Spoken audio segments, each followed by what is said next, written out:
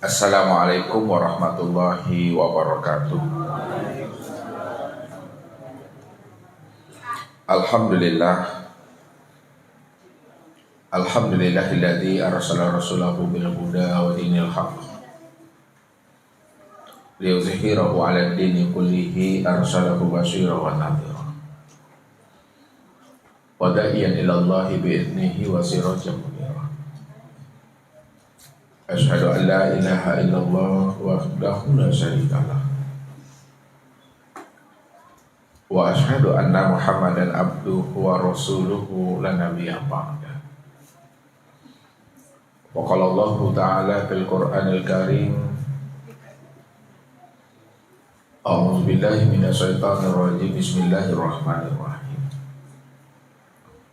Inna a'tainakal kautsar fasholli li rabbika wanhar inna shani'aka huwal abtar. Shadaqallahul azim. Bapak Ibu, saudara-saudara dan anak-anak kami jamaah tauhid yang dirahmati Allah. Kurban atau ibadah kurban merupakan salah satu ibadah dan sekian banyak macam ibadah yang Allah fardukan kepada kita. Maka ibadah kurban ini salah satu ibadah untuk taqarruban ilallah, mendekatkan diri kepada Allah Subhanahu wa ta'ala, yaitu dengan cara melakukan penyembelihan hewan ternak pada hari raya Idul Adha tanggal 10 Zulhijjah, lalu diiringi pada hari Tasrik, yaitu pada tanggal 11, 12, dan 13 Zulhijjah.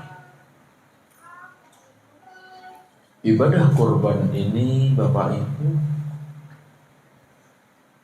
telah disyariatkan oleh Allah dan Rasulnya di dalam Al-Quran dan Sunnah Nabawiyah. Inilah salah satu yang disampaikan oleh baginda Rasul Nabi Muhammad SAW kepada umatnya, supaya kita mampu memahami apa maksud sebenarnya dari setiap apa yang disampaikan oleh baginda Rasul terhadap umat dan kepada kita. Kata Rasul, man kana lahu sa'atun wa lam yudahi fala yaqrabanna musallana. Barang siapa di antara umatku, ya Allah berikan ia kemampuan finansial, kemampuan rezeki untuk bisa berkorban tahun ini, lalu dia sengaja menolak ibadah kurban itu. Dia enggan untuk menunaikan ibadah kurban yang diperintahkan oleh Rasul kepada umat ini. Fala yaqrabanna musallana. Maka janganlah ia mendekati tempat musala kami. Dari hadis ini, maka ulama-ulama, khusus ulama Hanafiyah, mereka mengatakan bahwa ibadah kurban itu bagi orang-orang yang mampu, bagi orang-orang yang telah memiliki kecukupan dirinya untuk berkurban, maka wajib hukumnya kalau dia mampu untuk menunaikan ibadah kurban. Tapi kalau kita sengaja menghindar dan menolak untuk menunaikan ibadah kurban, padahal kita mampu untuk menunaikan ibadah kurban itu, maka disitulah baginda Rasul menjelaskan, fala taqrabanna musallana. Tak usahlah kamu lagi menghampiri dan mendekati musala kami ini, maka berdosalah bagi dirinya. Karena dia sanggup untuk berkorban, tapi dia enggan untuk menunaikan ibadah kurban. Maka ibadah kurban ini Bapak Ibu merupakan suatu ibadah. Bagaimana setiap insan, setiap diri kita ini mesti kita bisa memahami akan rahasia di balik kurban itu. Kalaulah memang ibadah kurban itu adalah satu ibadah yang khusus untuk mendekatkan, menghampiri diri kita kepada Allah.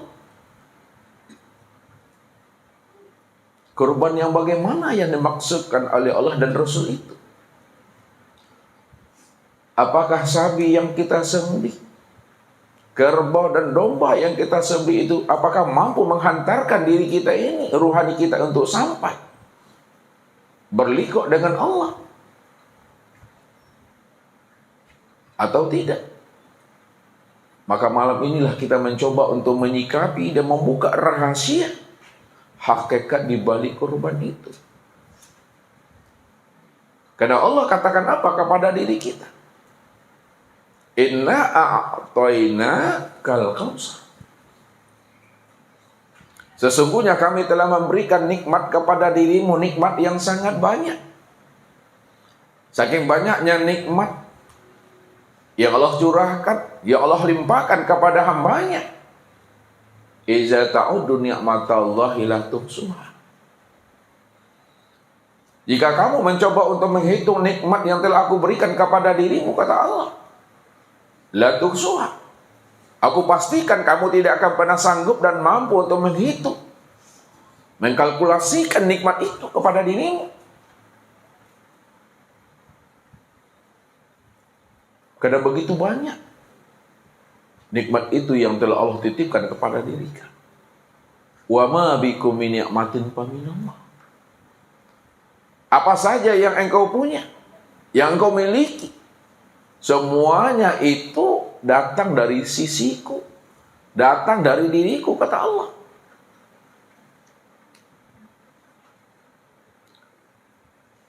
Karena begitu banyaknya nikmat dan rezeki serta karunia yang Allah berikan kepada diri kita.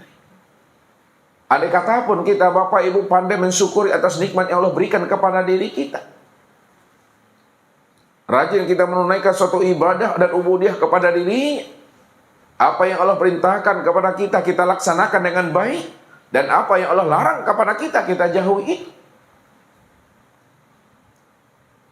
Namun jikalau dibandingkan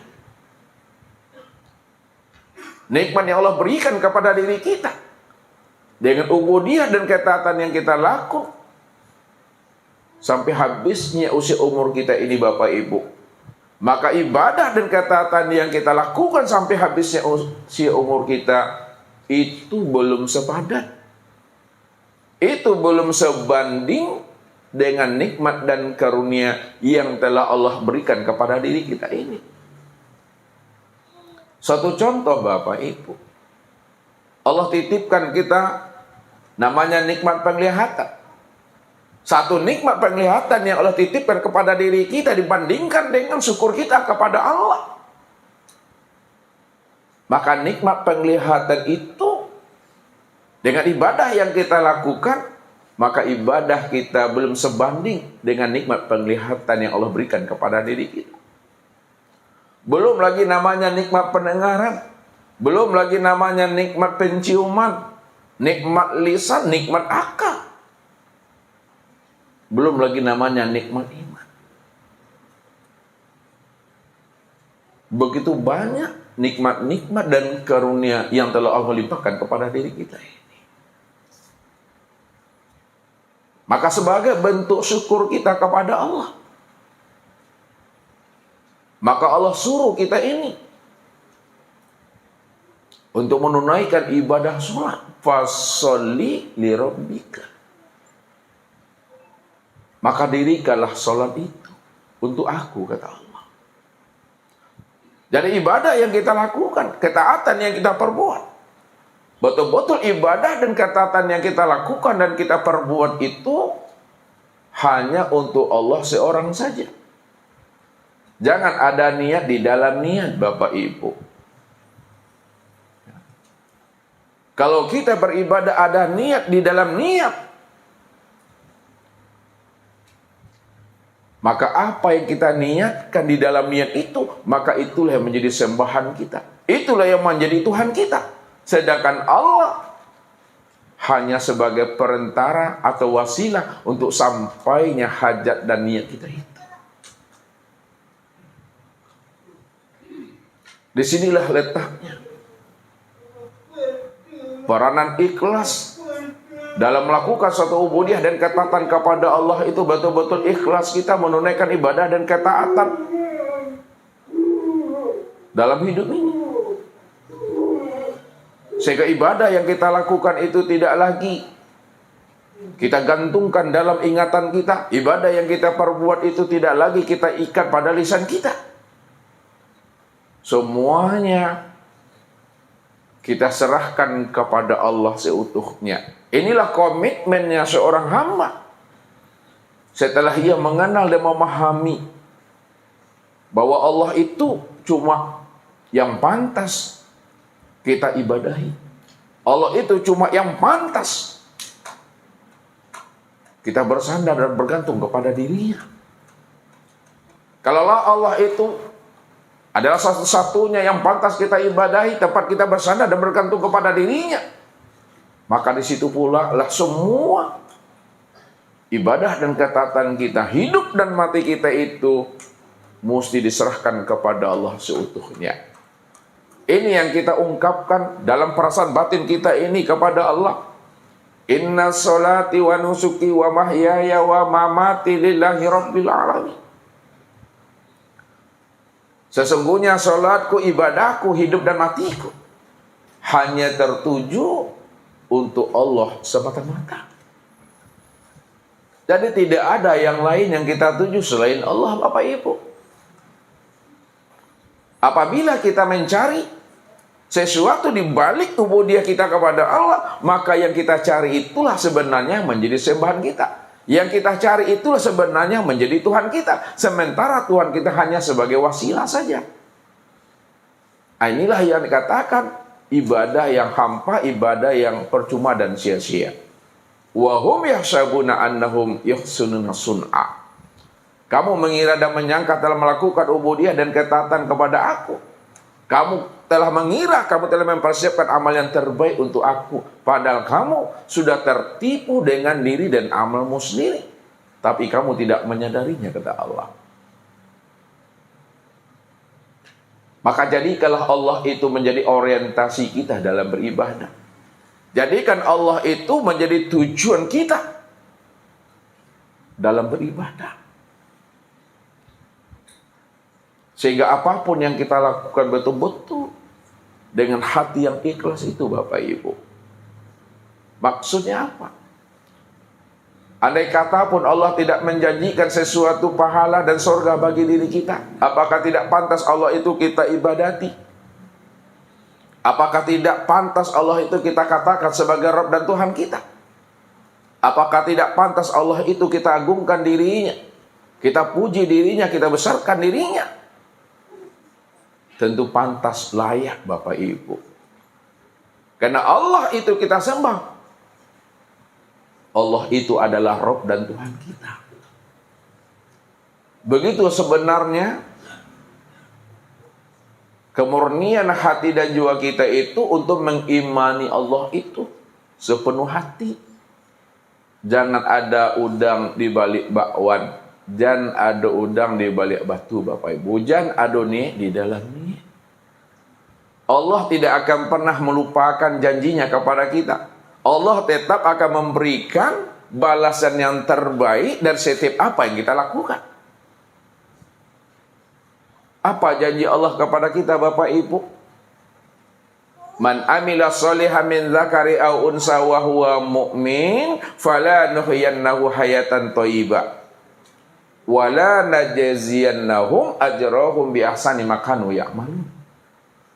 Barang siapa yang mau melakukan amal soleh, dia patuh kepada aku, Apa yang aku perintahkan dikerjakannya, apa yang aku larang ditinggalkannya. Dia tidak ragu dengan jaminan aku kepada dirinya.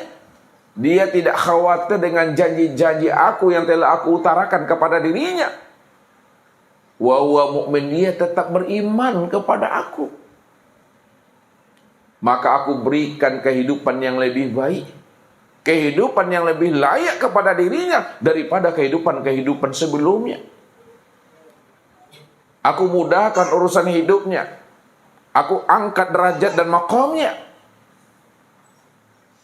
Dimudahkan Allah lisan kita ini untuk berzikir dan ingat akan dirinya. Dimudahkan Allah kalbu kita ini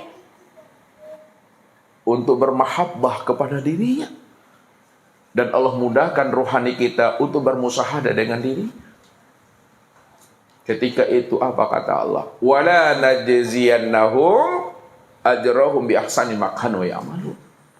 Ingat kata Allah, aku akan memberikan balasan yang terbaik dari setiap apa yang kamu lakukan. Allah memberikan balasan yang terbaik dari setiap apa yang kita perbuat.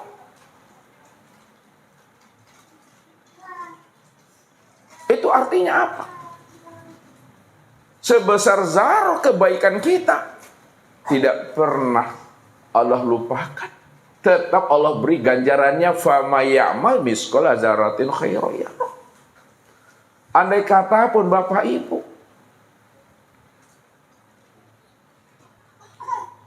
ada keinginan kita, ada harapan kita, betul-betul ingin masuk ke dalam surganya Allah, bisa berjumpa kita dengan anak keturunan kita. Namun amal yang kita lakukan ini banyak aibnya Bapak Ibu. Namun ibadah yang kita lakukan ini banyak cacatnya, banyak kurangnya. Kalau banyak cacat, aib dan kurangnya, tentu tidak ada harapan bagi diri kita ini untuk bisa masuk dalam surganya Allah. Tapi karena kita beribadah kepada Allah itu bukan karena yang lain, tapi betul-betul karena mahabbah kepada dirinya. Karena dia adalah Rabb kita, dia adalah Tuhan kita. Kita yakin dengan apa yang Allah sampaikan kepada diri kita. Muncul suatu konsep di dalam batin kita ini, ungkapan batin kita kepada Allah. Ilahi anta maksudi waridhoka matlub. Maka Allah hantarkan juga kita ini untuk bisa masuk dalam surganya. Dan Allah pertemukan kita dengan anak dan keturunan kita. Kalau Allah sudah mengutarakan itu kepada kita Bapak Ibu, Allah telah membukakan rahasia pintu rahman dan rahimnya kepada diri kita. Kenapa kita masih bimbang dan ragu juga melakukan ibadah dan ketaatan kepada dirinya? Kenapa kita masih menuntut-nuntut Allah itu? Kenapa kita beribadah masih melakukan tawar-menawar dengan dirinya? Padahal Allah sejelas-jelasnya, seterang-terangnya membukakan rahasia akan janjinya kepada diri kita. Makanya Bapak Ibu, Ustaz katakan, kalau ada manusia masih menuntut-nuntut Allah, masih ragu dengan janji Tuhan, padahal Allah telah menjanjikan yang terbaik untuk diri kita, sama artinya kita Bapak Ibu memancing ikan di dalam baskom. Udah jelas ikan itu di dalam baskom, kita pancing juga lagi Bapak Ibu. Kan kardio sesio namanya itu. Ikan lado di embe. Lado dalam baskom awak panciang aja tuh. Itu perbuatan yang lago namanya, perbuatan yang sia-sia tuh. Padahal Allah katakan, wala najziyannahum ajrahum bi ahsani ma kanu ya'malun. Aku akan memberikan balasan yang terbaik dari setiap apa yang kamu lakukan, kata Allah. Kalau Allah sudah menjanjikan itu kepada diri kita, mestinya kita ini patuh aja lah kepada Allah. Yakin aja lah kita kepada Allah, jangan ragu kita. Kalau kita bimbang dan ragu dengan Allah, lalu dengan siapa kita mesti yakin lagi? Padahal Bapak Ibu, rajin pun kita beribadah kepada Allah, taat pun kita beribadah kepada Allah, Allah tuh takkan pernah butuh dengan amal-amal ibadah kita. Allah tidak pernah bergantung dan bersandar kepada amal ibadah dan ketaatan yang kita lakukan Bapak Ibu. Kalau Allah tidak pernah bersandar, tidak pernah bergantung dengan amal ibadah dan ketaatan telah lakukan, lalu di mana letaknya bagi kita untuk melakukan tuntutan kepada Allah? Apa kita tak malu kepada Allah? Bahwa setiap amal yang kita lakukan, setiap kebaikan yang keluar dari diri kita itu semuanya datang daripada kehendak Allah. Itu terjadi karena anugerah dan rahmatnya Allah. Kalaulah seluruh ibadah dan ketaatan yang kita lakukan itu semuanya datang daripada kehendak Allah, rahmat dan anugerahnya Allah,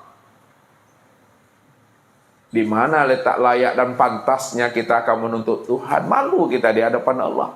Apa kata Allah? Walaula fadlullahi alaikum wa rahmatuhu mazakka minkum min ahadin abadah lakuntum minal khosirin. Kalaulah bukan karena rahmatku, kalaulah bukan karena karunia aku, kalaulah bukan karena belayan kasih sayang aku kepada dirimu, lakuntum minal khosirin. Kamu selalu berada dalam keadaan rugi. Kamu tidak akan pernah bisa mendirikan suatu ibadah dan ketaatan kepada aku. Mazaka minkum min ahadin abada. Selama-lamanya dirimu tidak akan pernah suci dan bersih. Tapi kenapa dirimu bisa bersih dan suci? Kenapa kamu bisa mendirikan suatu ibadah dan ketaatan? Itu karena kasih sayang aku kepada dirimu, kata Allah. Nah, bahasa awaknya disuruh Tuhan awak bakacu sebenarnya. Baca min lah ya tahu. Tilik dirimu, center dirimu, bakacu lah kata Tuhan. Begitu Allah menjelaskan. Maka sadarilah bahwa ibadah yang kita lakukan, ketaatan yang kita perbuat, Allah pun tidak akan pernah butuh dengan ibadah yang kita lakukan itu. Kalau Allah tidak butuh dengan ibadah kita, Bapak Ibu, toh kenapa ujung-ujungnya Allah perintahkan kita untuk beribadah kepadanya? Allah perintahkan kita beribadah kepada dirinya, bukan ada kepentingan Allah di dalamnya. Tidak ada kepentingan pribadi Tuhan di dalam ibadah yang kita lakukan itu. Tapi Allah perintahkan kita beribadah kepada dirinya. Allah sebenarnya ingin melihat sejauh mana kepatuhan dan keimanan kita kepada Allah setelah kita mengenal dan menyatakan anta rabbi wa ana abduka. Engkau adalah Rabbku dan aku adalah hambamu. Jadi Allah ingin melihat sejauh mana kepatuhan dan keimanan kita kepada Allah setelah kita menyatakan Allah itu adalah Rabb kita. Bukan ada kepentingan Tuhan di dalamnya, tidak pernah ada. Mau disembah aku, tidak disembah aku udah Tuhan, aku Rabb. Engkau sembah pun aku, kata Allah, tidak akan bertambah akan kebesaran dan kemuliaan aku. Tak pun disembah aku, tidak akan pernah berkurang akan kemuliaan aku, kata Allah. Karena aku tidak pernah bersandar kepada dirimu. Kemuliaan aku bukan karena pujianmu. Kemuliaan aku bukan karena sanjungan kamu terhadap diriku. Bahkan kamu mulia, kamu bisa berbahagia, kamu bisa melakukan satu ibadah dan ketaatan serta kebaikan itu karena kasih sayang aku, itu kata Tuhan. Disitulah kita mesti sadar dan mengerti bahwa diri kita itu la haula wala quwata illa billahil aliyil azim. Maka setelah kita Bapak Ibu betul-betul menunaikan ibadah sholat itu dengan ikhlas dan baik kepada Allah, maka barulah Allah perintahkan namanya wanhar, dan berkurban kamu. Jadi habis sholat wajib berkurban. Habis sholat subuh wajib kita berkurban. Habis sholat zuhur wajib kita berkurban. Habis sholat asar wajib berkurban. Habis sholat maghrib wajib berkurban. Habis sholat isya juga wajib berkurban. Apa sanggup kita melakukan itu Bapak Ibu? Setiap selesai sholat kita mesti berkurban. Mesti sanggup dan bisa. Maka malam ini kita akan buka rahasianya bagaimana Bapak Ibu mampu dan sanggup berkorban setelah selesai sholat sampai habisnya usia umur kita ini. Inilah yang akan kita jabarkan malam ini tentang rahasia ibadah kurban secara zahir dan secara batin.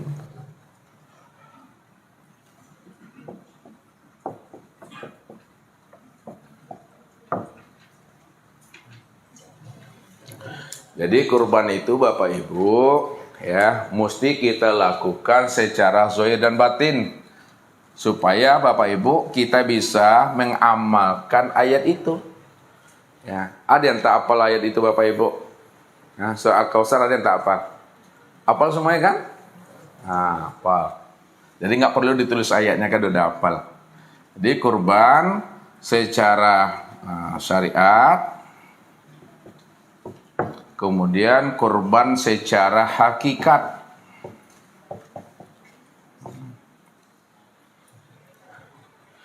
Yang pertama Bapak Ibu, kurban secara syariat. Syariat itu secara ilmu fikih namanya. Ya, syariat ini namanya secara ilmu fikih. Sedangkan kurban secara hakikat ini secara ilmu tauhid. Sekarang kita fokus kepada kurban secara syariat atau fikih. Kurban secara ilmu syariat atau ilmu fikih itu yang kita kurbankan itu namanya bahimatul an'am. Bahimatul an'am. Bahimatul an'am itu artinya Bapak Ibu hewan ternak. Hewan ternak itu ini pertama adalah onta. Yang kedua kerbau. Yang ketiga adalah sapi. Yang keempat adalah jawi. Sama sapi jawi Bapak Ibu? Di mana tak sama tuh? Oh, tulisan. Yang kelima adalah domba atau kambing. Jadi kurban secara ilmu syariat, ilmu fikih itu yang kita kurban, yang kita sembelih itu Bapak Ibu, itu namanya hewan ternak ya. Berupa onta, kerbau, sapi, jawi, domba atau kambing. Jadi kalau kurban secara syariat, kurbannya onta itu lebih afdal daripada kurbannya kerbau. Kurban kerbau itu lebih afdal daripada sapi. Sapi lebih afdal daripada domba. Di mana letak afdalnya? Afdalnya itu dari sisi dagingnya. Nah, karena memandangnya secara syariat itu, kalau hewan itu tinggi nilainya, tinggi harganya itu dilihat dari sisi dagingnya. Ya. Nih. Inilah yang kita sembelih dalam rangka taqarruban ilallah. Kita sembelih pada hari raya Idul Adha. Idul Adha itu tanggal berapa, Bu? 10 Zulhijjah. Nah, nih. Kemudian diiringi 3 hari setelahnya disebut hari apa, Bapak? Hari Tasyrik tanggal berapa tuh? 11, 12, 13 Zulhijjah. Ini waktu penyembelihannya. Nah, maka penyembelihan hewan ternak pada hari raya Idul Adha diiringi dengan 3 hari tasyrik, ya. Ini kita sembelih, ya, hewan kita dengan penuh cinta dan kasih sayang. Jadi kalau kita menyembelih hewan ternak itu jangan ada kesannya untuk menzoliminya. Jangan kesannya hewan itu tersakiti. Supaya tidak ada kesannya hewan itu terzolimi dan tersakiti, maka sembelihlah hewan itu dengan kasih sayang.